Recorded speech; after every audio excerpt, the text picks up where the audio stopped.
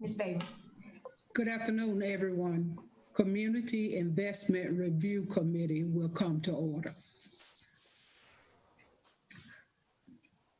Now we'll have the virtual meeting statement and roll call by Patrice Tony. Good afternoon. Due to the governor's orders, all members of the Community Investments Review Committee are participating virtually. For virtual meetings, committee members will be muted until asked to be heard. At that time, they will be recognized and will be unmuted. When there is a vote, it will be necessary to take a roll call vote. A committee member will be recognized and state their vote. Today's meeting is a public meeting. The meeting will also be live streamed on the city's YouTube channel, which can be accessed at www.cityofws.org/2682/video. A recording of today's meeting will be available next Tuesday on the city's website.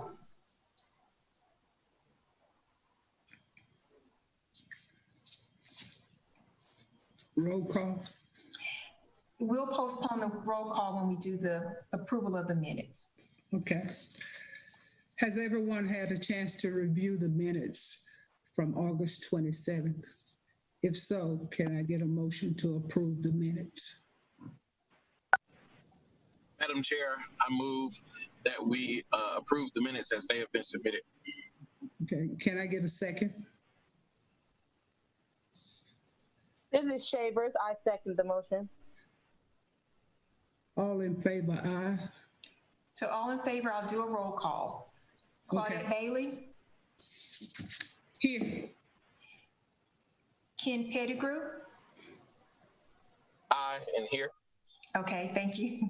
Yes, so we're approving the minutes and this is also accounting your attendance. I'm sorry. No, it's fine. Greg Byer.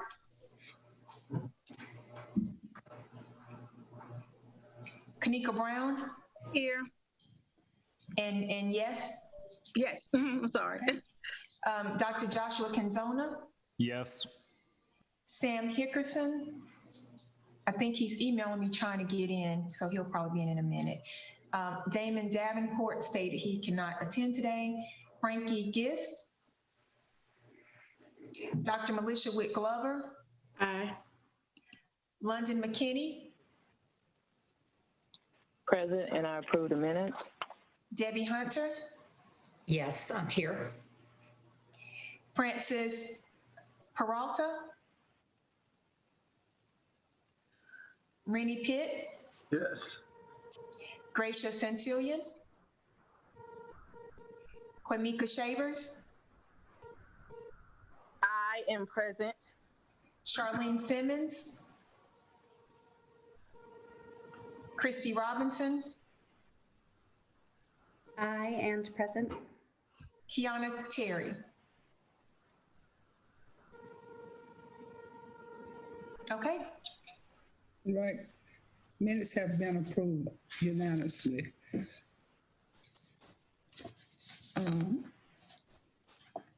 Do we want to go into our subgroups right now? Okay. Yes. Let me just give a brief statement about our subcommittees. You all have received an email breaking down the subcommittees, the projects by category. And so you have been assigned to that category.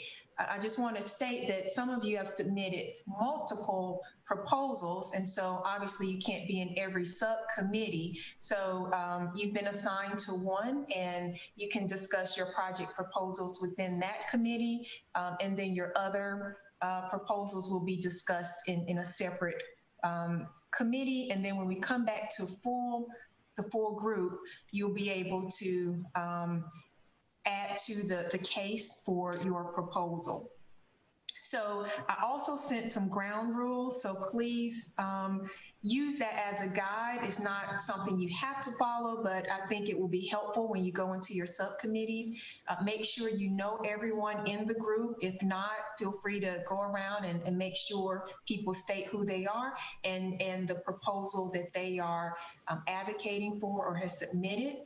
I sent a list of questions that you should consider in your discussion. make sure that everyone has an opportunity to weigh in when you have your discussions. And so the goal at the end of the meeting is there would be either a vote or consensus by the subcommittee for specific projects under that category that you will then present back to the full group. So you need to assign a spokesperson who will represent your subcommittee and under that category, and they will then present back the projects that we've already kind of reviewed, and then give some really clear points about why you as a group are wanting to push those projects forward. You will automatically be brought back to the main group at 3:00 p.m. So you don't have to do anything, just Meredith is controlling it and you'll be brought back. There will be a countdown. And so you will be aware of when the time is coming near. Also, I wanted to mention that it is required that a staff person sit in each subcommittee. So there will be a representative from my budget staff, or Assistant Manager Rao will be sitting in one of the groups. So just know that they are there to be able to answer any questions related to a city process, or city government in that respect, but they are just kind of there to make sure the committee is going in the right direction as it relates to the ground rules. There are some non-CERT members who are on the call, and that is totally fine. The chair and the vice chair have authorized that participation. They can participate in the subcommittees. I would limit any official presentation to 5 minutes from non-CERT committee members, and then the committee will have additional time to engage them and ask additional follow-up questions about the proposal. There also may be some professional staff or subject matter experts in some of the committees as well, and they can feel free. They don't have any vested interest in this. They're just offering ideas and suggestions, so you can engage with them the entire time as needed and as the committee sees fit.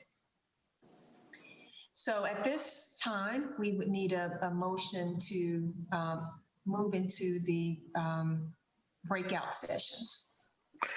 Madam Chair, Yes. Kenneth Pettigrew, I move that we now begin and engage the breakout session process. I second. Okay, and so I will have to do a roll call vote for that really quick. Claudette Bailey? Aye. Kenneth Pettigrew? Aye. Greg Byer? Aye. Kanika Brown? Dr. Josh Canzona? Aye. Sam Hickerson? Damon Davenport, he's absent. Frankie Giss? Dr. Militia Witt Glover? Aye. London McKinney? Aye. And can I acknowledge that Tate Consultant will be speaking on my behalf because I'm going to have to step away Okay, that's fine. from my portion. Thank you. Okay, thank you. Debbie Hunter? Aye. Francis Peralta? Walter Pitt Jr., Rennie Pitt? Aye. Gracia Santillan? Quamika Shavers? Aye. Charlene Simmons? Christy Robinson? Aye. And Kiana Taylor. Okay. Madam Chair, that looks like a consensus to go into the breakout sessions. So Meredith, if you can make that happen.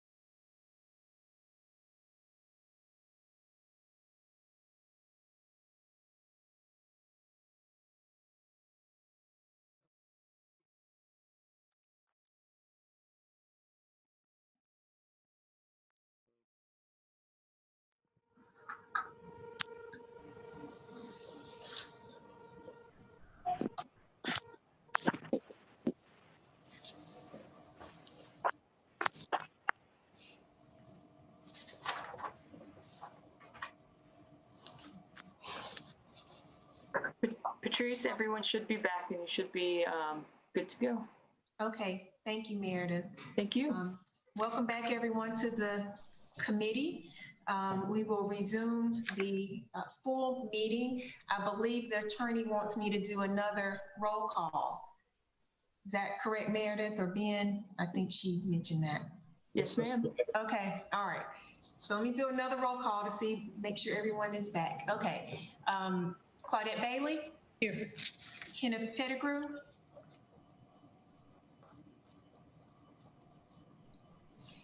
Greg Byer?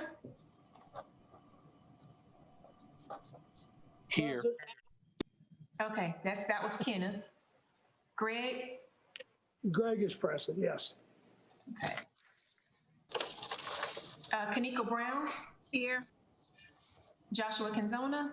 Present. Sam Hickerson? Present. And Damon Davenport's absent. Frankie Gist, lead is absent. Dr. Militia Witt Glover? Present. London McKinney? Present. Debbie Hunter? Present. Francis Peralta? Rennie Pitt? Here. Was that Francis, this present? Yes. Okay. Gracia Santillan? Quamika Shavers? Present. Charlene Simmons? Christy Robinson? Present. And Kiana Terry, sorry. Okay, all right, thank you all for those breakout sessions. I hope it was beneficial to y'all and you all got a chance to learn each other better and talk a little bit more about your proposals. What we'll do now is go down the list of committees to report back and then allow input or feedback from the group as a whole. So let's start with the first committee on the list, which is our Information Technology Access category. Okay, I'll go ahead and other members of the committee, please jump in as need be. As discussed in the last meeting, we've proposed to extend high-speed internet to areas of the city that need it most. There was a map that was given out by the school district in cooperation with the city of where the highest need for internet is. It tells a very strong story of where there's great need. We believe that this meets all the purview of this committee, as internet is critical. Just like water and electricity, internet is now a huge commodity that is necessary for living today. It can give you access to your GRE certification, access to professional learning and advancement opportunities, searching and applying for jobs, access to healthcare in forms of televisits, test results, symptoms, refilling prescriptions. It can give you access to virtual libraries. You can register to vote online, pay your bills, shop for food if you live in a food desert, connect to members of your community, access current events, access to email, personal, professional, family, and your ability to start and develop and diversify your business are all contingent on the internet. There's also, of course, the current need caused by COVID of so many individuals working exclusively from home, and now our public schools in Winston-Salem learning exclusively online and from home. So the need is great, the digital divide is really growing, and our committee proposes that we extend the access to internet using high-speed cable, piggybacking on what the city already has existing. Currently, the city has infrastructure. They have 14 radio towers, 18 rec centers that there's internet, and 130 miles of IT fiber that are all maintained by the city. We are proposing to use the allocation from our committee, some of the funding, to go towards increasing that IT fiber and directly getting it into the homes and places of learning and living for the community members that need it most. We'd also like to have some part of that money of our proposed budget earmarked to make sure that there is some virtual learning centers. And Debbie, would you like to discuss that point? Sure. Thank you, Christy. Just we felt like it was important, in addition to the structural and foundational infrastructure that Christy has referenced, with the virtual education currently taking place. Our fear is that we will see some children kind of fall behind who are not adept at the virtual learning. So we wanted to be able to earmark part of these funds to support training and potential tutoring for those children in the lower socioeconomic areas. We are hopeful that we can identify the highest area of need in the city. There are parts of the city that have identified that 57 to 71% of the population do not have access to internet. Even if they wanted it, the cable does not reach their homes. And we would like to help expand that with funds from this committee. We believe that we can start this process and continue to work for it with the city, continue to work with other providers, big companies and corporations and the universities and so forth to gain a lot of traction and extend it to other areas. With our $250,000 to $300,000 budget, it's been proposed by an IT specialist of the city that we could reach potentially around 10 city blocks, which would roughly be 250 homes, and then hopefully continue to expand that as other people can get on board. Patrice, would you clarify, or anyone else from the committee, anything that I might have said? No, you did a great job, Christy. I'll point out that the committee is looking to merge the two proposals. So this will be one proposal, and based on discussion and input from the CIO from the city, the total amounts that they are thinking about proposing is $400,000.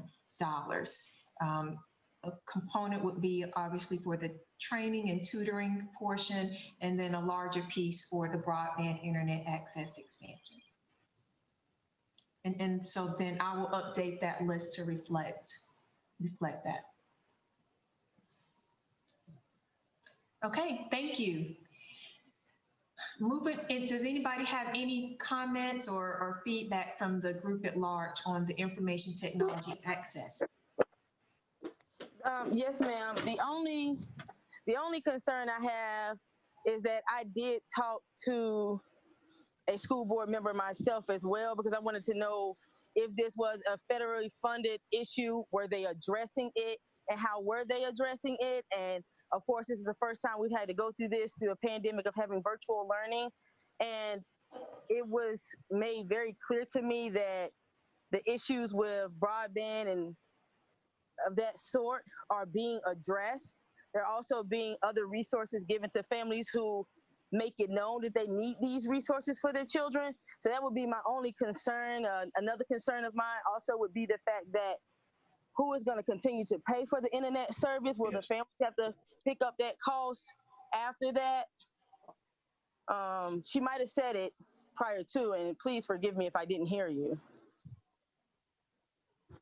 Those are excellent questions, Q. Thanks for having those. The first one, as far as the city, you're correct. Or as far as the school district, you are correct. The district has spent around $1 million, I think $900,000, if I'm correct, on deploying hotspots and Wi-Fi buses. This is an emergent need that needed to be dealt with as soon as school started. However, these are not long-term systemic structural changes. The charge of our group is to make structural changes. And so the hotspots, while incredibly important and necessary now, that money directed by the city is not something that's going to be sustainable. These buses will not continue to drive out to these communities to deploy this Wi-Fi signal. And the hotspots are on loan to the students and are going to be returned when learning comes back. So while, yes, currently that need is being met for students, I truly believe that access to internet is a much larger issue and across all age ranges, not just students in public school, but from birth all the way through. And so I think this is a need that the infrastructure needs to be set in place. As far as pricing, there's a way to that Tom from IT and Winston has said that AT&T and other internet providers give a reduced rate, a subsidized rate in of other North Carolina cities of $25 instead of $100 a month for internet. They do a subsidized rate. And so we would need a partner with those internet providers to make sure that that could happen in this instance. Did that answer those questions? It did. I guess it's just a struggle for me because like I'm actually out in the community and talking with a lot of these families who say that they have an issue with getting their kids on the internet to do their work, but then they are on social media. So there's a little bit of conflict there of what's working and what isn't. But yeah, you answered my questions. I do want to ask / throw out a piece of information that I believe was true at one point, and I don't know if it's still true currently, that in order to qualify, I know at least with AT&T for that discounted rate, one or a family person living in the household has to receive SNAP benefits. That's true. Okay, so I want to put that detail out there as that might regardless of location, actually end up becoming an additional barrier. We talked about that, Ken. Yeah, might end up becoming an additional barrier. So yeah, just wanted to throw that out. And I have a question as well. Yeah, I'm sorry, go ahead. I'm sorry. My question is, what happens if a parent is unemployed and can't make that $25 monthly payment? Then what happens to that kid receiving that service then? I think that's an excellent question, and we don't have all the answers from our committee, but just like a road needs to be built to be able to access to the house, and how water needs to have pipes to get to the house, and electricity needs to have lines to get to the house, internet also, high-speed internet. And to your point, Q, yes, a lot of people have 5G on their phone, but it isn't the same that has high-speed capability to be able to work at a high enough rate to be able to access so much of the learning and work that's happening now in the homes. So our proposal, we wouldn't probably be able to answer every single need, but if we don't build the infrastructure to begin with, like the pipes, like the lines, like the roads, if the internet isn't even available, then people are at a standstill and don't have any access to it. An interesting subpoint, the reason that the maps look how they do, and this was told to me by Damon Duquesne, one of the assistant city managers, it goes back to redlining, why certain areas of the cities do not have access to internet, that when redlining was made and the banks were giving loans back, decades ago, green neighborhoods were given easier access to loans, yellow neighborhoods had moderate, and red neighborhoods, it was very difficult to get loans and secure loans. And then that in turn led to a lot of Black and brown people being pushed into certain areas of the city, and that happened in Winston-Salem. While that's no longer legal, we're still facing a lot of repercussions in our city, and internet has not been placed in these areas because of those continued effects of redlining, because there's some concentration of that due to redlining of Black and brown communities, and there isn't cable laid. In other areas of the cities, there is that cable laid. So that's part of our proposal. And also, I have a question as well. This is Kanika Brown speaking. Now, if the parent owed a previous bill and it's not paid, will they still receive internet? Because I know one time it was an issue, so I'm not sure if it's still an issue or not. Will they still receive services even though a parent did not pay the previous bill? Can their child still have the internet access with the hotspot?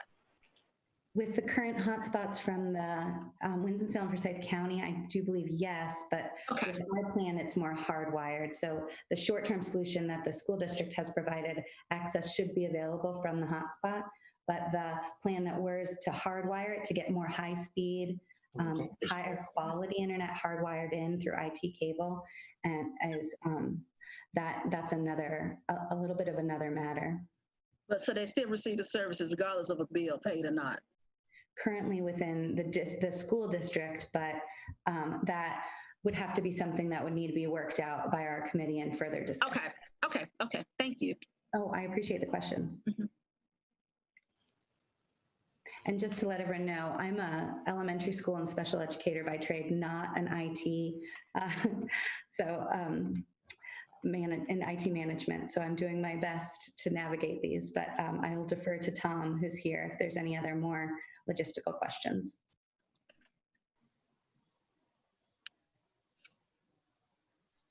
Okay, are there any other questions, or does anyone else from the committee want to add anything else?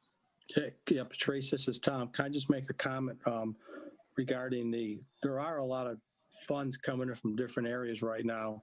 I just had a meeting last week with the CIO of the school system, and he just last week received approval of 2,500 more hotspots for Forsyth County from the North Carolina Department of Cultural Resources. So they're up to 6,500 hotspots within the county right now. But as we were talking last week, one of the issues is come June 2021, that's going away, the grant's going away, the funding. So that, we are meeting the needs through federal and state programs, agencies, et cetera, such as the CARES Act, et cetera. But long term, those funds are not going to continue to be available. So this project is looking more for a long-term sustainable solution.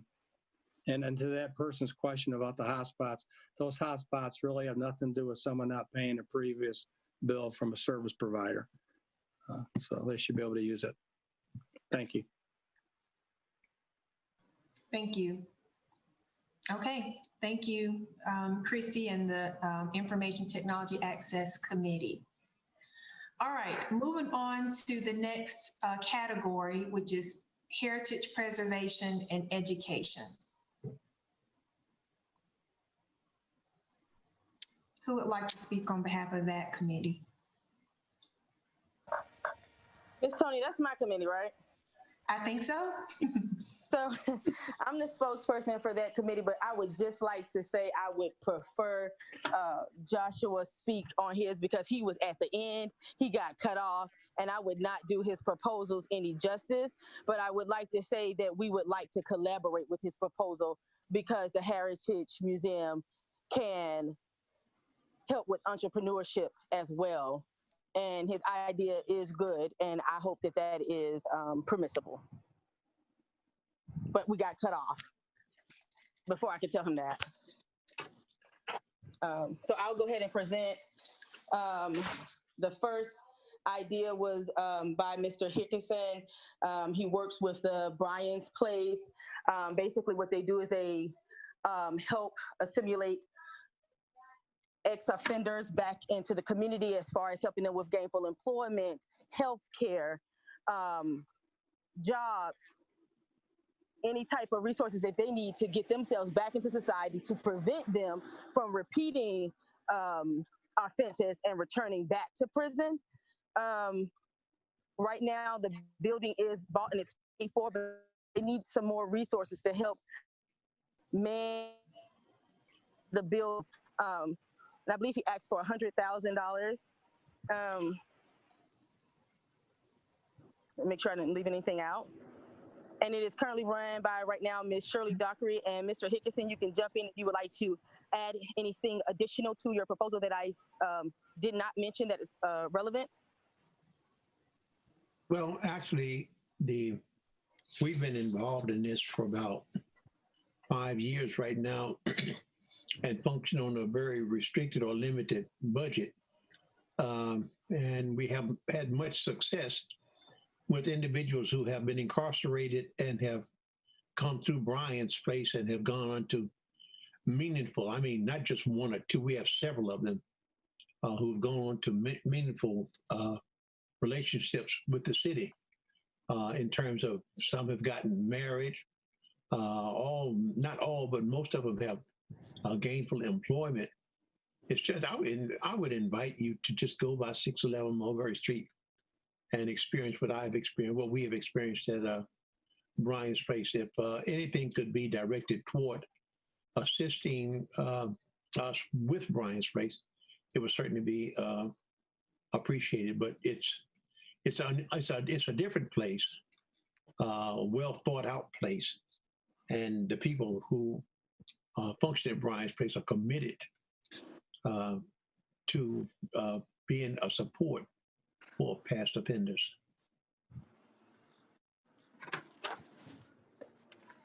Okay. I will move on to our proposal, the Triad Cultural Arts and Heritage Center.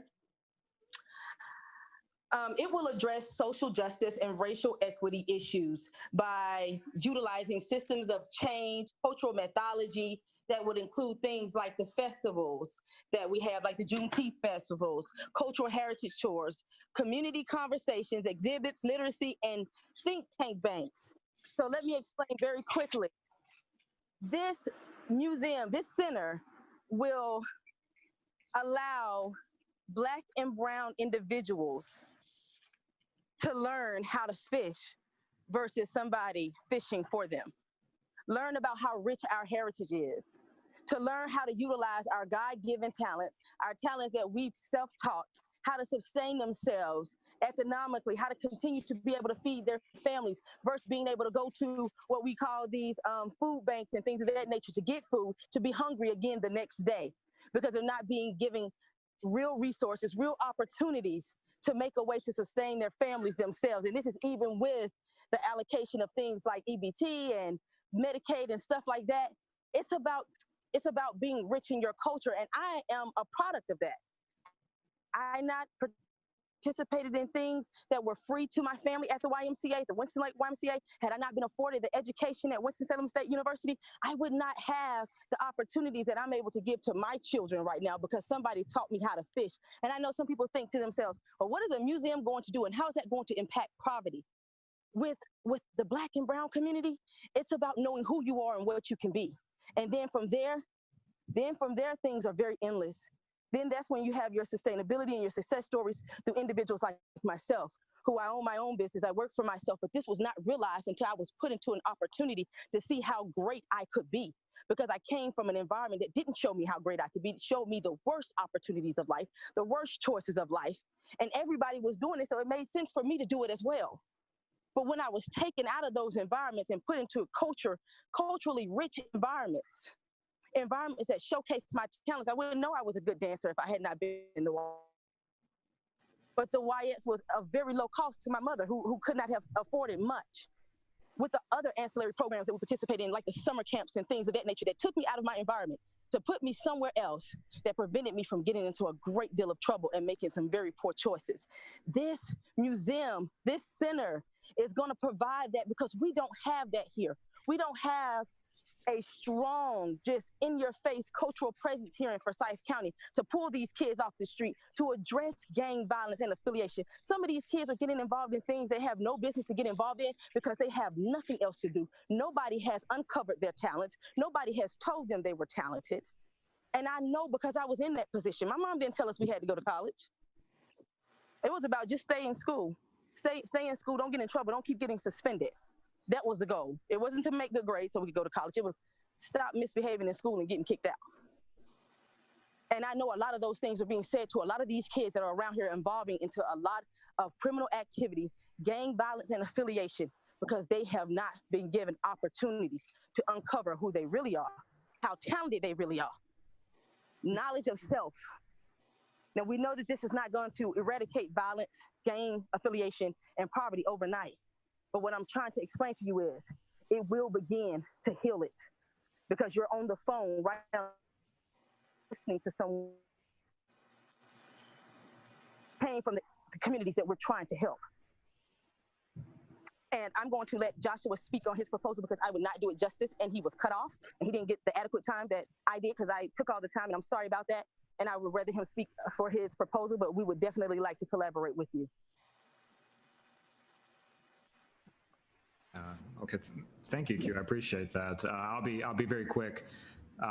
What I proposed is the city already has a program set up where individuals hoping to start a nonprofit organization can receive a $5,000 seed grant.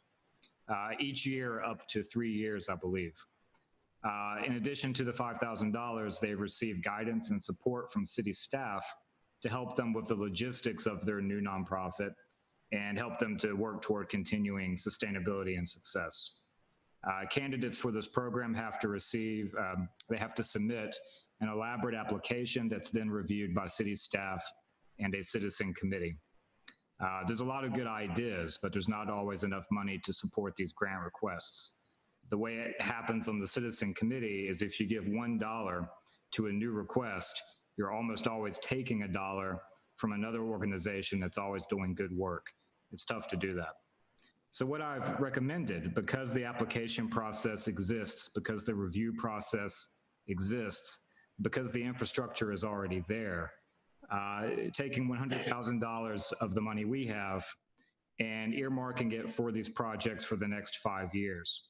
That would let 2 organizations each year focused on anti-poverty, focused on social justice, 2 organizations each year to receive 3 years of seed grants. And that would allow us to have an impact moving forward. Q asked me a very good question. If somebody is experiencing poverty and complex problems living in Winston-Salem, what would this idea do for them? And my response is that it would let them have a multifaceted options for local grassroots, innovative nonprofits that have come from their own neighborhoods. They would have options for many places to go to seek support. That makes sense to me. I think it would have a real impact going forward. And so that's the suggestion.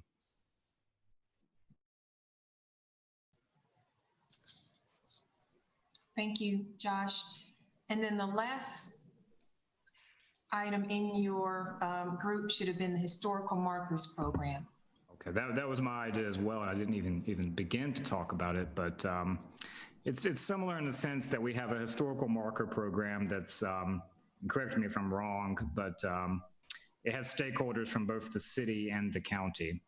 And my idea was, since again, that program already exists, give them, what did I recommend, $40,000 to fund additional historical markers, emphasizing African-American history in Winston-Salem, and then also to fund small educator grants so that these markers could become part of curriculum that's then provided at no cost to Winston-Salem Forsyth County teachers. So again, bringing the marker program in closer relationship with the school system with those small educator grants, and then also funding additional historical markers to emphasize a history that's often marginalized and made invisible, and that shouldn't happen. Okay, thank you. So this committee had 2 categories that they discussed. So one was heritage preservation and education, where you have the historical markers program and the Triad Cultural Arts and Heritage Center. Does anyone from the larger committee want to weigh in on those 2 projects, number 3 and 4? It was well documented by Ms. Harry, and I think it has, personally, I think it is a very viable resource. And she mentioned the sustainability too. That was my concern, but she mentioned how that it would be sustained as opposed to something that you fund today and it's gone tomorrow. So I personally, the information that has been provided as it relates to that, I definitely would stand behind it. Share with us the sustainability plan that was discussed. There were some funding received for share stakeholders throughout the city, grants, some funding through participation groups participating in it. There was a dollar and cents sign mentioned as to the amount that would be annually necessary to maintain it, but she was just giving us information as to various resources that were made available to sustain it. My concern was you invest the initial amount in it, but what's to keep it going on after that? And she satisfied me. She did not have an exact dollar and cent amount, but what she mentioned seemed to have been viable as it relates to maintaining it. Okay. And the location. And I would like to. I'm sorry, and I would like to add, and I promise I'm not being sarcastic, but also the sustainability is the individuals, the success stories. That is going to also be a part of the sustainability, because Cheryl Harry was my mentor when I was younger. And I'm a part of her sustainability of all the input and engagement that she's put into this community. So that will be a part of our sustainability. We won't just only be looking at the dollar amount that will be needed to sustain the building, but is the purpose being met? The dollars we will obtain through donations, through fundraisers. But the initial stance of the organization or the center being met is going to be the true sustainability of this ideal. Because I want to see more individuals in the Black and the brown community reach their highest potential. That will be our truest sustainability, because then they won't be holding up the lines at the food bank. They won't be continuously utilizing programs that essentially are moving them backwards versus forward. These kids off the street, that'll be our true sustainability. Okay. Okay, and so the 250,000 would be enough to get the center open to the public. Is that what we're saying? Or is this one piece of a bigger plan? I don't think, Aiden, it was nailed down exactly what would be necessary. It was alluded to that, but I don't think it was nailed down. I don't think she had an exacting amount as to what would be required. In fact, I didn't realize that the dollar and cents amounts that were projected would be out the door. I just thought that was part of just what it was. It was going to be necessary to get it going. Okay. All right. Does anybody else have any questions or comments? Or about the historical markers program? Okay. Ms. Tonya, I mean, personally, those things that were mentioned, in my opinion, are very doable and are necessary. Mr. Canzona, he presented his well. He was a part of the group that I was, the group that I was in, and we had some good input in it. We didn't get it all out here amongst everyone else, but we had some good input in it, which gave me the desire to be a part of it. It sold me on it, I guess I should say. Okay, great, thank you. And then just one last thing for this group is the expand the city grants for social justice. So Dr. Canzona talked about seed funding for agencies that apply for social justice or anti-poverty initiatives. And then Mr. Hickerson spoke about offering additional resources for ex-offenders. And so I wonder if one possibility, I'm just throwing this out, is Josh talked about our community agency grantee process where this seed funding would be a part of, but could you include agencies that apply for support for ex-offenders to that somehow? It may be over the $5,000 threshold, but will be a part of the grantee process. I mean, that makes perfect sense to me, either as part of the seed funding proposal I made or as a separate allocation to the committee you just mentioned, especially focused on supporting people who've been previously incarcerated. Again, I think the strength of that is you know that there would be another committee tasked with closely reviewing an application, and that you would then also know that every dollar that goes to any of these projects is closely analyzed and attached to outcomes. I mean, that's the whole point of the application and the review process.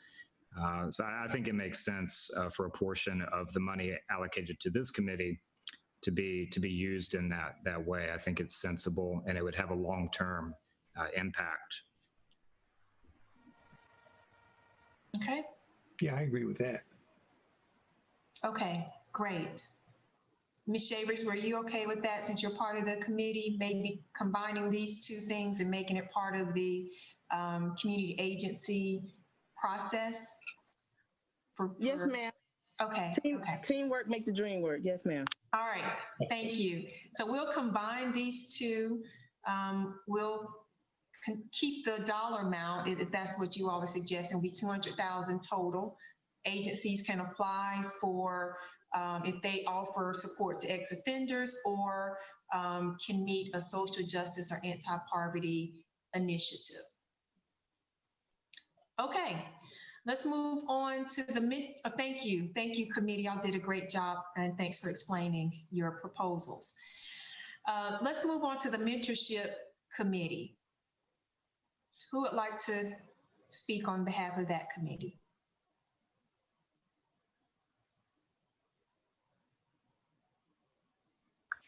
Was there a lead person that was supposed to report back?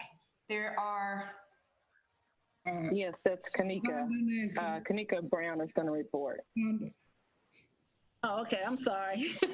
If I respond a little late, I'm looking at my text message. My father just got rushed for open heart surgery. So, okay, I'm sorry. You want to turn that over to somebody else, Kanika? Okay, let me, I just start off with the youth task force. Is that okay? Yes. Okay, and I have Dr. Patterson, and I have Mr. Joseph on the phone. Are you all still there? Joseph? I am, yes. Okay, Patterson? Yes. Okay, great. Okay, so we'll start off with the Youth Violence Prevention Task Force. And with this project, it's going to be ages 12 through 18. We're going to be working on their leadership skills, going into the communities, asking questions, enhancing their thinking skills, talking about criminal records that affect how it affects their job, their school, and military if they decide to go forth. With this, also, we'll be working with the police, attorneys, social workers, and we'll be talking about how poverty started, how it starts, talking about capitalism, also talking about policy and how poverty is created and how it keeps certain people down and X, Y, and Z. And we also will be offering different stipends. If I'm skipping around, please forgive me. Like I said, I'm looking at my phone. Learning the Laws is a 6 to 8 week project, a graduation with it, and they also will receive a stipend check for that. And at this time, I'm going to let Dr. Patterson take over from here, and then from there, it would go to Ms. Susan. Are you still on here? Yes, ma'am. Okay. So I'll let them take over. I take this phone call from the hospital, and I'll let you go ahead and start off with that, Dr. Patterson. Thank you. Good afternoon, everyone. I'm Dr. Patterson. With this Youth Violence Prevention Task Force, we are setting up mentorship. I have arranged several local attorneys, male and female, to be mentors, along with several business people, educators, dentists, nurses, and so forth. What we're going to do is meet at least once a week and discuss the violence. What we're trying to do is make sure these kids understand the cause of the local violence and how we can change that, because one, we do not want the children to enter the system as a defendant. That's why I've had several colleagues to be part of my task force. from the Winston-Salem Bar Association. And each attorney is probably going to take 1 or 2 mentees and talk to them on a weekly basis. The key here is communication with the kids and the parents and the community. We're getting involved with the Winston-Salem Police Department as well, because violence is destroying the local communities, and the attorneys are trying to step up to help out. Not only attorneys, but I have also, as I stated before, educators. I have some hospital personnel, be it nurses and some first responders. I have some Winston-Salem firemen on board too. So I have a gambit of professionals to step up so we can address this youth violence prevention task force. We all are excited about the program, but at the same time, we want to make sure that we're here for the kids and the community and the parents. This is really an educational aspect that we want the kids to understand the issue with poverty, the issue with criminality, and the issue with education. And with education, you can surpass both criminality and poverty. So education is the key. And once we understand that education is the key, you can get out of poverty. Once you understand education is key, you don't have to do any criminality aspects. So that's why education is very, very important. And that's why the mentorship program is very important. And that's why we are partnering with different professional individuals within the city of Winston-Salem. And if there's any questions, I'm here to ask any questions about that. But we're also trying to sponsor a professional clothing and casual dress, because we want the kids to understand that a lot of kids do not know how to tie a tie, especially young men, ages 18 and under. So the individuals did, some of the Winston members of the bar, they're going to teach kids how to dress up, put a dress shirt on, make a tie, and so forth. And some of the women is going to show the women how to use professional etiquette. It's all about teaching and job training, but it goes back to education. So education is just not reading and writing. Education is just knowing the formalities of how to survive in the corporate world. And with this mentorship through the Youth Violence Prevention Task Force, we think we will be all on the same page trying to help the kids. Okay. Are there any questions from me? Yes. How many youth do you propose to serve? Right now, we're looking maybe between 65 to 85 different youth. Yeah, so we have a high demand so far. So we're trying to make sure we can meet this demand. Dr. Patterson, how does the dialogue begin with the people you're hoping to serve? Where does it begin?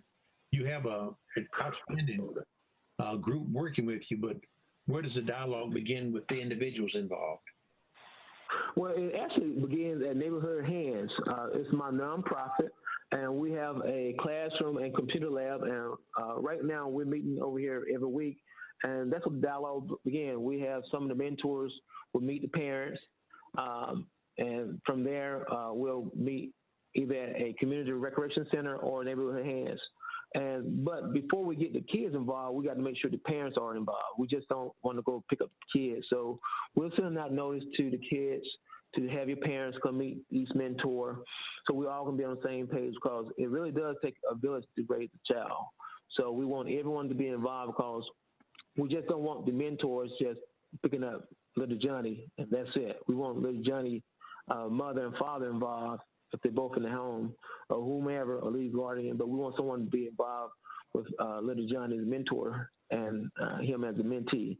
So the dialogue begins with us meeting with the parents and the children at the same time, with the mentors.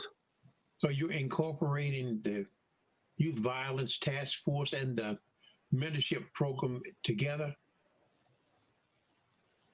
I'm sorry? You're combining the mentor program from, the Youth Violence Prevention Task Force and the mentor program. You're combining those together? Well, we're not really combining. The Youth Violence Prevention Task Force is the umbrella. And under that umbrella, we're going to have some mentorship. We're going to have some education academies. We're going to have some sponsorship for professional clothing drive. Everything going to be under the umbrella of the Youth Violence Prevention Task Force.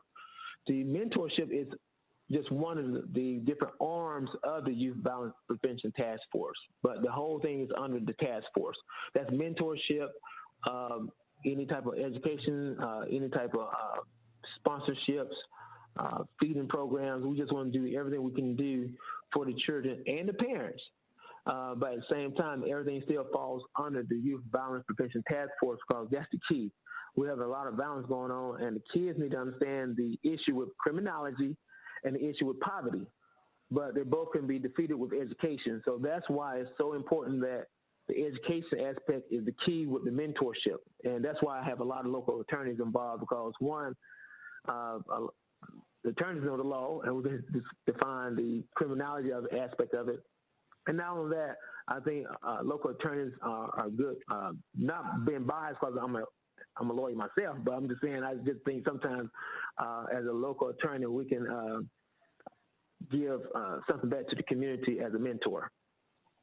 Okay. Now, what is the process for the parents? I understand that. My understanding is that the parents will be addressed initially, and then this leans over into the children, the youth. What is the process for developing this type of mentor program with the parents?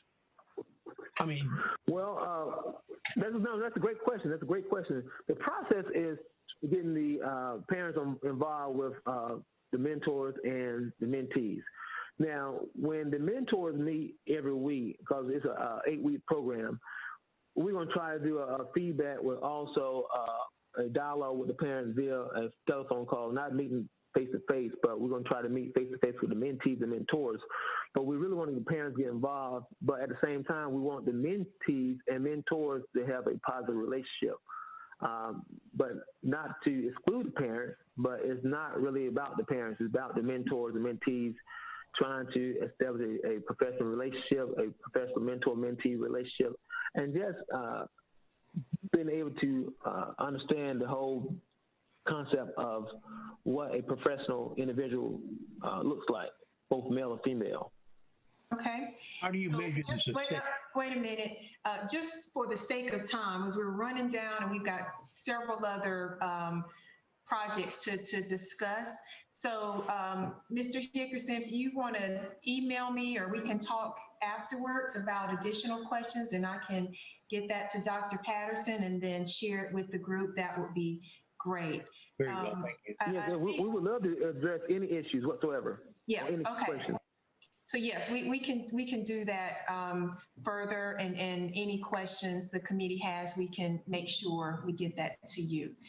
And I think that the biggest issue is the dollar amount and how do you just really quickly propose to use that funding? And just thinking about, is this a year program? Are you working with 55 to 85 years students in 1 year? Or how do you propose to make this a ongoing project with these one-time funds? Well, initially, we're trying to incorporate the first 8 weeks.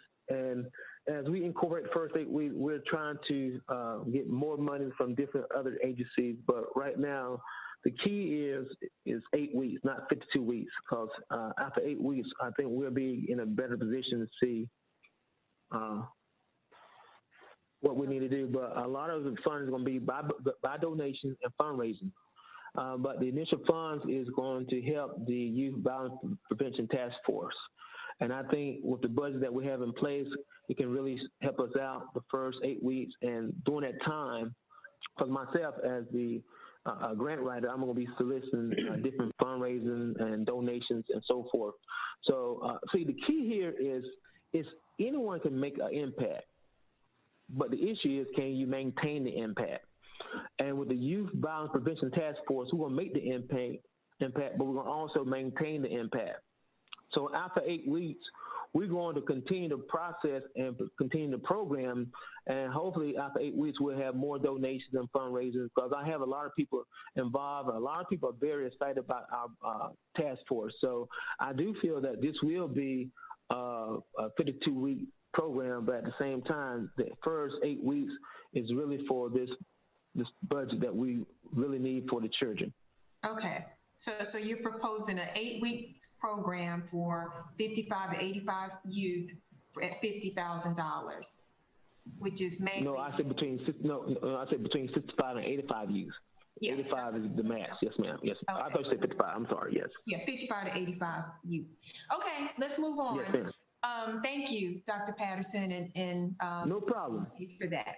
Okay, so let's move on to generational urban leaders, and Tate Consulting is representing London McKinney on this project.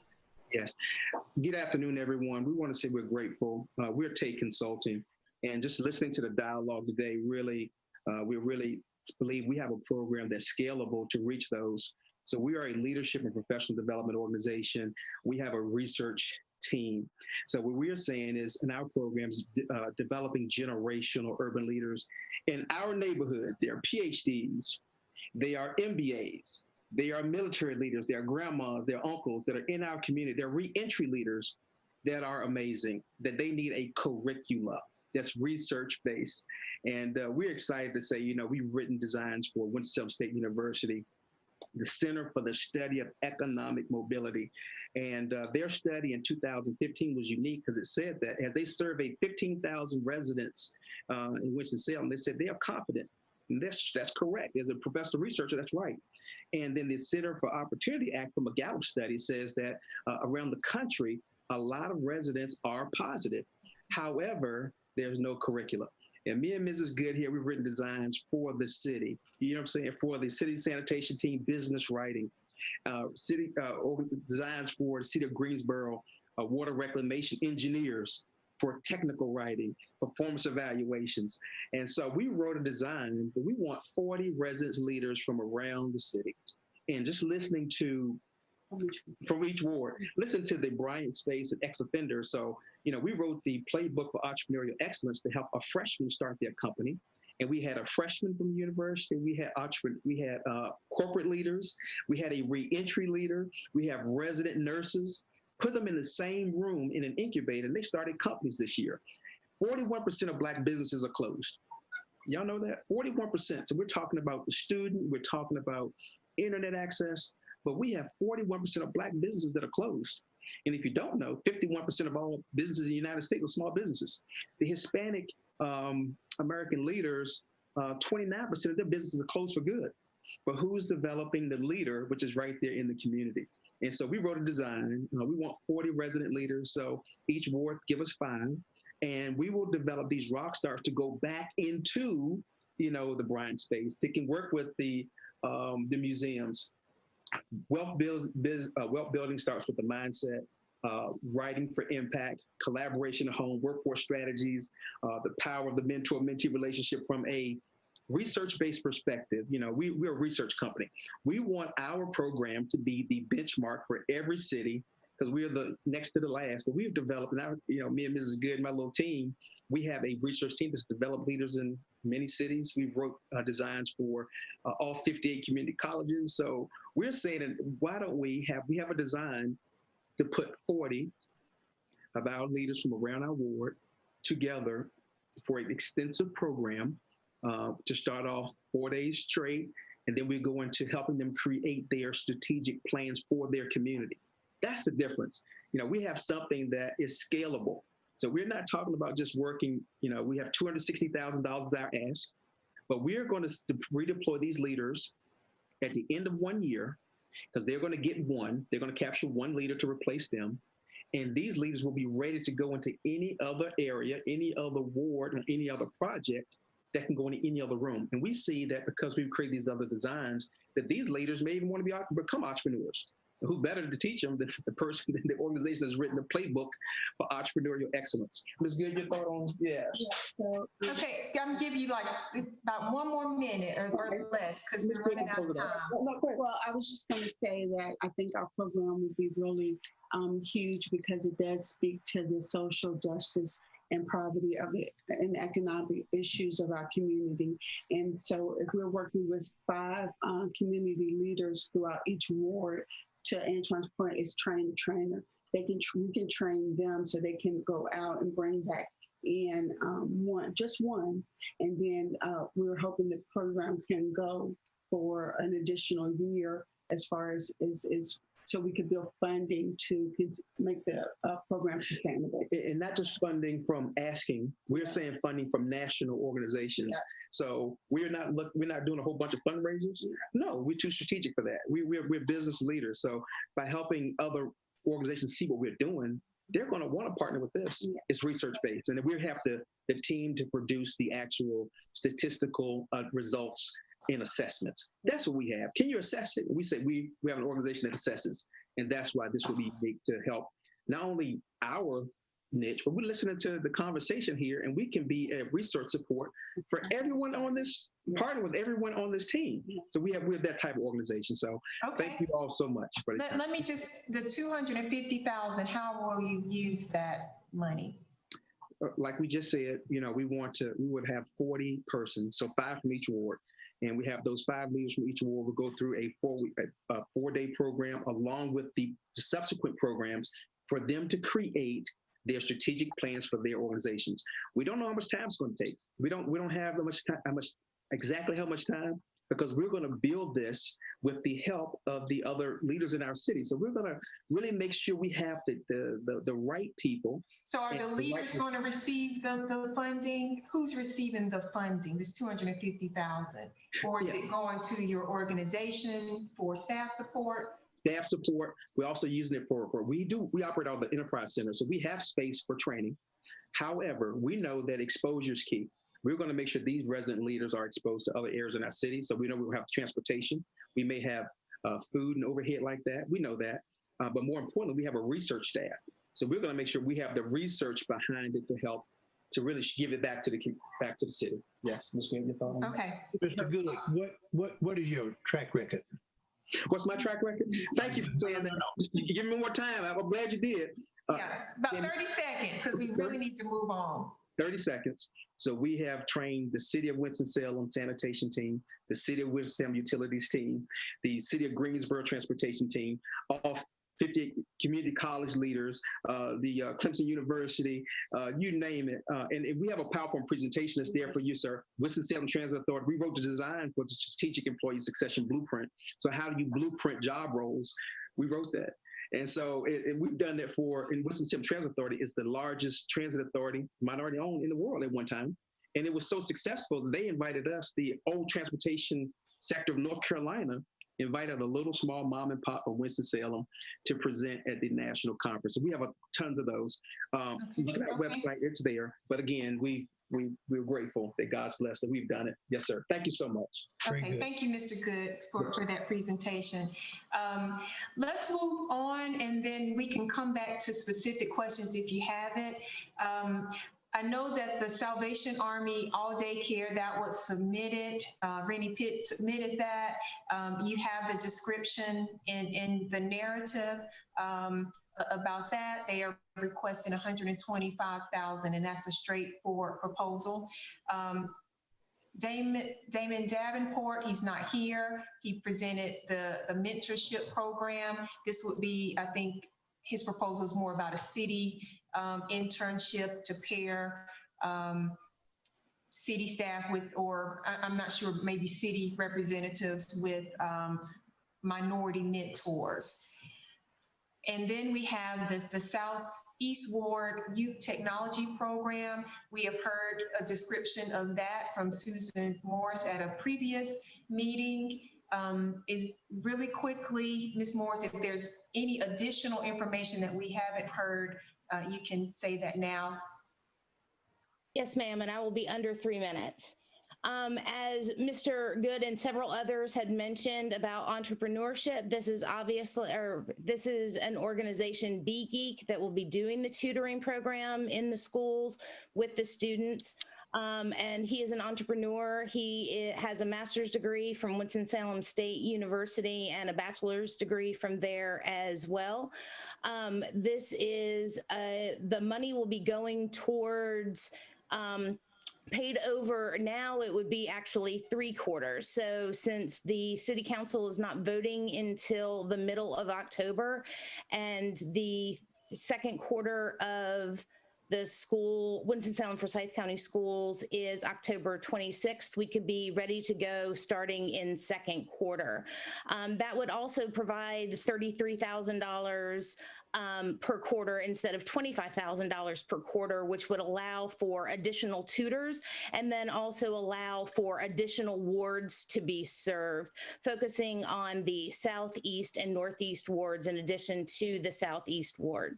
The funds would go directly to BGeek and its tutors. It will provide job creation for BGeek as well. Currently, they have 4 tutors, but they can expand that as schools go live and are working in the schools. But while schools are virtual, 4 tutors and Dr. Elrod would be sufficient teaching online using the school systems, Chromebooks, and hotspots.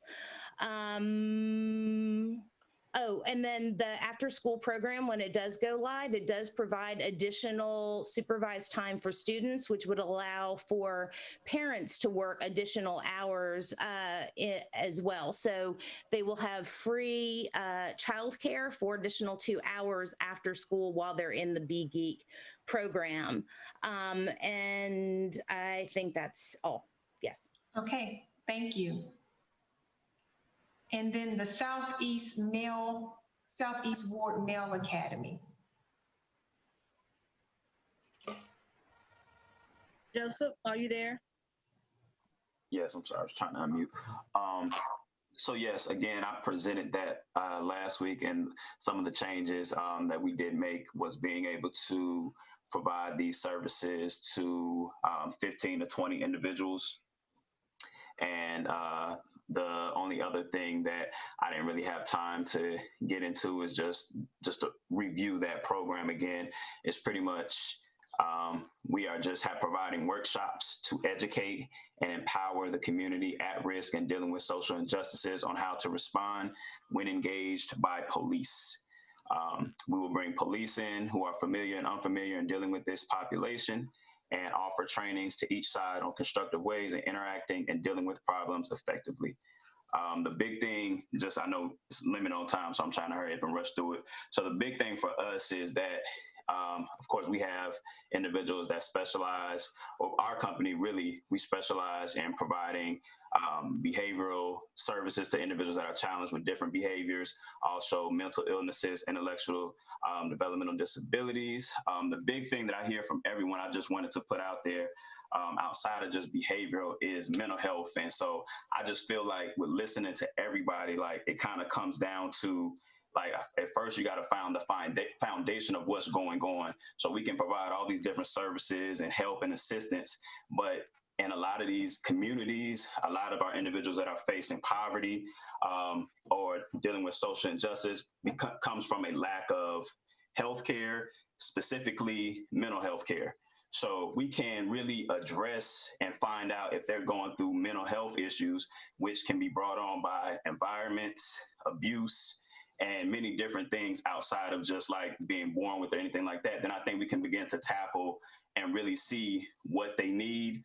Because without dealing with that, then they could be joining gangs, they could be not having access to education or resources because they have these different mental things going on, which could also come from their family as well, and again, their environment. So we want to be able to really get into these communities and really, from a clinical perspective and a behavioral perspective, be able to provide these different resources along with teaching the police and teaching that population how to deal with each other. Okay, thank you. Yep. Okay, any feedback really quick from the broader community on number 5 through 10? Yeah, absolutely. So just in general, thinking both about our resources and the realities of what we're seeking to address here, with a limited pool of funds, I'm a little concerned that I just heard roughly 3 or 4 proposals for the exact same thing. Just being very clear and blunt here, and that that there wasn't seemingly an attempt to combine any of these projects possibly into one proposal that might address this issue and these particular things at hand, because some of them are even for, regardless of the number of people that they're serving, are expensive. Some are not, and so I really do think that there needs to be a moment of collaborative thinking about how these ideas can come together, because the whole point of the work that we're doing here is, and the whole point of this particular meeting was to de-silo, and it seems like that didn't happen. So I just need to express that, but I know we need to move on. Thank you, Vice Chair Pettigrew, and point very well taken. Yeah, the subcommittee was supposed to kind of look at the list of projects and look at where we can consolidate if possible. We've heard from these proposals and some of the external agencies that are making the pitches. And so we really need to evaluate this whole category and see, are there some consolidation opportunities in that? And then the other piece that I will just need is a breakdown. I have some of the budgets, but I definitely need a breakdown of how these agencies will spend this money, the proposal. I have, I think, Salvation Army, and maybe a couple of them, but I will need that from each group before we officially put this out to the public to weigh in on, and so that I could make a clear case when we present this to council. Okay, let's move on to the transportation and accessibility category. Who is the spokesperson for this category? I am Kanika Brown for the handicaps, what do we call the inclusive park? And I tracked down Mr. Jordan, who did the Malloy Park, and he met with me at the park. And he stated why it was very limited for the people with disabilities due to the fact that they had a splash pad, 2 walking courses for the dogs, and some other things. So he agreed that that it should have been more added to it for the inclusive part for people with disabilities. However, he did meet me at King out in Rural Hall, and he was just blown away at all they had over there for the inclusive park over there. That's for everybody, but it's also accessible for people with disabilities. And he also stated that he can bring the $500,000 down. He said that that's not a problem by him working with the city before and doing the parks for the city.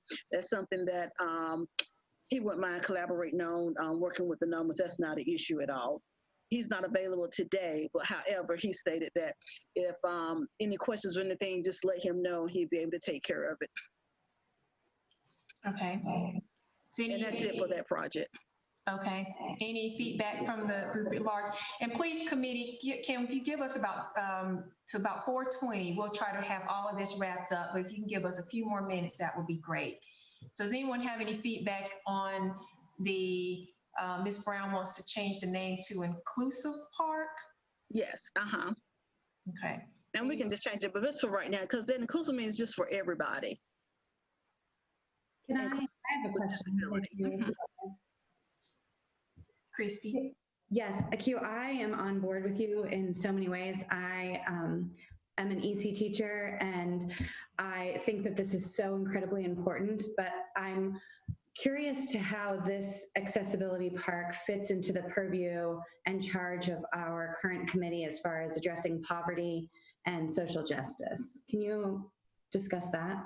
Yeah, well, with the with social justice, handicapped people, they're discriminated more than anything due to their disabilities, some due to their race as well. So when you go to the parks and you see that they don't have the access to what they need, far as at the park, it's just it's a disgrace to me. Like I said, you know, they are dealing with social justice, not getting the services they need due to their handicap. And that's something that needs to change. And with this park, you know, I believe that they have, they just have free will. You know, they can say, this is something just for me. And I see that the city has heard our concerns. They're seeing what we're going through, and just so much more. It's just, we could just do more for people with disabilities. And like I said, it does deal with social justice because they are discriminated a lot against because of their handicapness. I have stories that can go on and on and on about, far as with apartments, with homes. They're not understanding what's going on because of their disability. They're taken advantage of more than anyone. And it's sad. That's just some things that we just need to work on. Okay. Anybody else?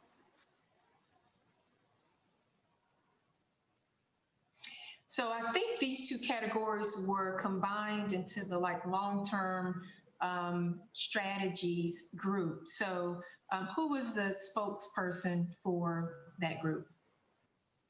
Melissa, are you still on, or do I need to go ahead and speak?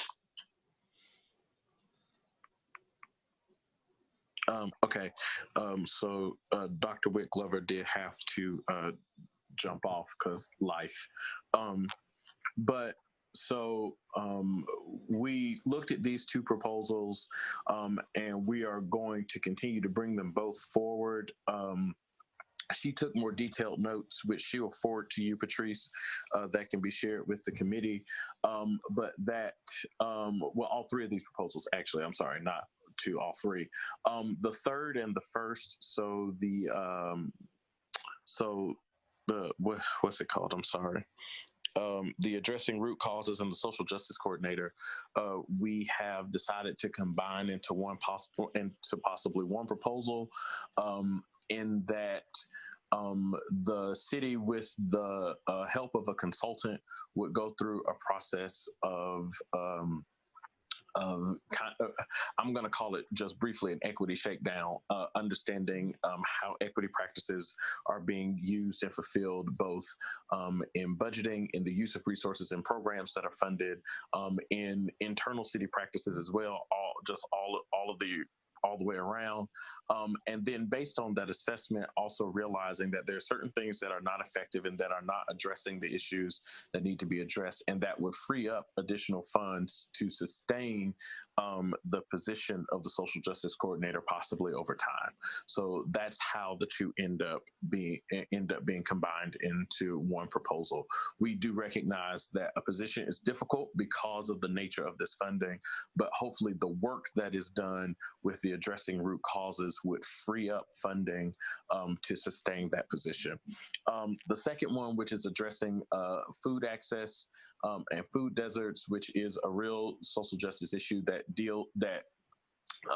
reaches back into issues of redlining and other issues of determining eligibility for certain things in certain neighborhoods, has contributed to the creation of both of economic deserts and food deserts. So originally the idea was for the city to provide some kind of incentive, either for a major grocery chain or to invest in the share cooperative to bring a grocery store to East Winston, that would also be able to be supplied by local urban farmers and things of that nature.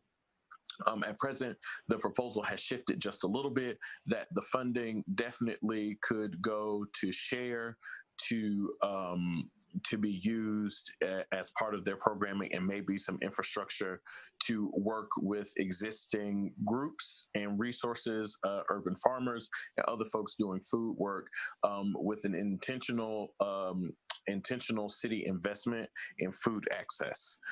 So that's what those funds would be used for, the details of which I think will be worked out with the partners who would come to the table, realizing also that the city has its own food policy council. So all of those things kind of working together to ensure that folks in East Winston have access to fresh produce and healthy foods, and that their ability to shop and other things doesn't end up being overtaken and dominated by zoning changes that allow for more Family Dollars and Dollar Generals to be built versus actually real grocery stores in the areas. I'm done. We'll forward more details. Thank you. Did you all discuss at all any the public transportation improvements, or did you get into that at all? No. Okay, all right. So I think this was just, I think Josh submitted this as a continuation of discussions on how can we improve our transportation system. And so this may be kind of after the fact of this committee to look at that and explore. This will also be kind of a long-term sustainable effort in that. So we plugged $100,000 for that. That could go towards adding to the city's existing, they purchase transportation vouchers that they give out to people that can't afford transit and things like that. So we'll leave that dollar amount earmarked for now, and it is written in the description. Ms. Tony. Yes. Excuse me. For this public transportation improvement, can there be some type of notation for this, for transporting people to their appointments specifically? And I say that because the public transportation often, it has deficiencies, and a lot of people miss their medical appointments because of their inability to get there or the process for getting there. Right. So I do think, I agree with you, Mr. Hickerson. I think it is a bigger discussion on how to, if that's the case, improve our existing, because WISTA does transportation, TransAid is transportation. And so if there are glitches in our existing transit system, I think those conversations need to be had and to how to improve those efforts. But I think if you're talking about, there are some smaller nonprofits or groups that provide point A to point B transportation services that would like to apply for funding, that would then also fall within our, the city grantee process as well. And so we can expand that recommendation for our community allocations to include transportation. So we would include transportation, support to ex-offenders, social justice and anti-poverty initiatives, and people's ability to apply for funds and say, okay, I'm going to use $25,000 to do transportation from point A to point B. It has to be contracted out. There's some liabilities with using other resources for transportation, but that's a deeper conversation we would have to have about it. So we have to end this meeting. I've gotten some email from marketing, which these meetings have to be recorded, and they have another meeting set up at 4:30. So what I need from the committee is, if in your subgroups you made changes to your proposals, please email me a tighter description, how you combined programs or projects, and either a new title and a dollar amount. So I'll need that by next Tuesday at the latest, at the very latest. And if you all have questions, well, what I'll do is recompile that and send the list, the updated list, back out. Ken's going to go over the next steps, and I'll weigh in on that after Ken does the next steps. Ken? Yes, I'm here. So next steps, I know that your agenda states that there will be a meeting on the 17th, but we are not able to have a meeting on the 17th. So here is what will happen. By Tuesday, the 15th, all members of this committee will receive a scorecard where you will be able to score each project.